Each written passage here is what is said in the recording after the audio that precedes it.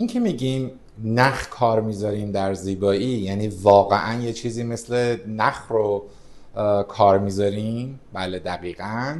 متریال هایی داریم که به نوعی نخ هستن، البته که از جنس های مختلف. نخ هایی که کاشته میشن برای ابد میمونند؟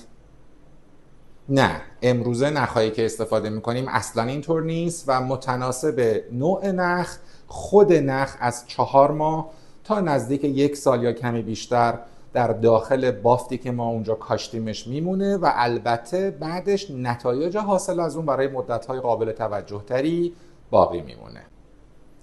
نخهایی که کاشته میشن برای ابد میمونند؟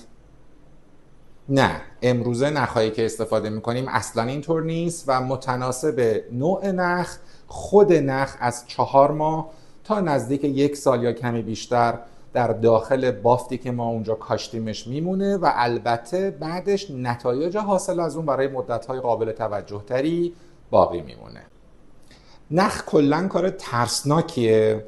نه واقعا. من خودم خیلی موقع تعجب میکنم که بعضی از مراجعین که وقتی راجع به نخ باهاشون صحبت میکنیم چرا انقدر واهمه دارن.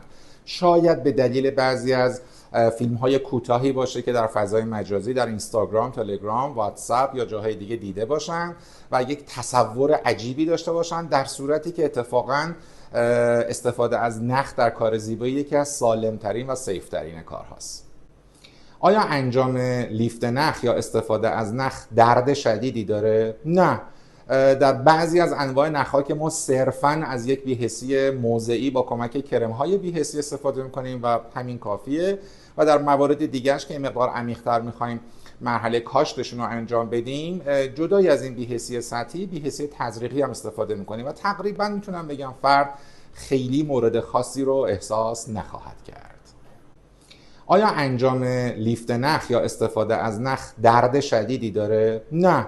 در بعضی از انواع نخ‌ها که ما صرفاً از یک بی‌حسی موضعی با کمک کرم‌های بی‌حسی استفاده می‌کنیم و همین کافیه و در موارد دیگرش که این مقدار عمیق‌تر می‌خوایم مرحله کاشتشون رو انجام بدیم، جدای از این بی‌حسی سطحی، بی‌حسی تزریقی هم استفاده می‌کنیم و تقریباً میتونم بگم فرد خیلی مورد خاصی رو احساس نخواهد کرد. آیا نخ‌ها فقط جنبه لیفت دارند؟ نه. هرچند که دستجات بسیار متنوعی از نخ‌ها وجود داره، اما تقریبا میتونم بگم چیزی که بین همه نخ‌ها مشترکه پروسه لیفت و جوانسازی. حالا متناسب نوع نخ، بعضی از نخ‌ها اون جنبه لیفتشون غالب‌تره، بعضی از نخ‌ها جنبه جوانسازی و البته یک دسته خیلی خیلی خاص از نخ‌ها هم هستن که هر دوتای اینها رو در بالاترین حد و حالت ممکنه انجام میده. آیا استفاده از نخ‌ها باعث میشه که صورت خیلی منظری غیر طبیعی پیدا بکنه؟ به هیچ وجه. من نکته‌ای که همیشه به همه متذکر میشم اینه که پزشک حتی اگر بخواد هم نمیتونه با نخ یک چهره غیر طبیعی. آیا استفاده از نخ‌ها باعث میشه که صورت خیلی منظری غیر طبیعی پیدا بکنه؟ به هیچ وجه. من نکته‌ای که همیشه به همه متذکر میشم اینه که پزشک حتی اگر بخواد هم نمیتونه با نخ یک چهره غیر طبیعی. آیا کسی که یک بار از نخ استفاده کرده میتونه بعداً هم استفاده کنه؟ 100% هیچ مشکلی وجود نداره و فردی که نخ استفاده کرده میتونه که بعداً هم به دفعات از یک همچون تکنیک خوبی بهره مند. آیا کسی که از نخ استفاده میکنه میتونه که تکنیک های دیگه مثل فیلر و مزوتراپی رو هم ازشون استفاده بکنه؟ 100%. منتها صرفا یک جدول زمانبندی وجود داره و یک توالی که اینا رو پزشک در حقیقت تصمیم میگیره، مشخص میکنه که بر اساس اینکه زمانی که نخ انجام داد چه میزان بعد از گذاشتن نخ و کار گذاشتن نخ در حقیقت امکان استفاده از فیلر یا مزوتراپی برای فرد وجود داره. آیا نخ‌ها عوارضی رو به دنبال دارند؟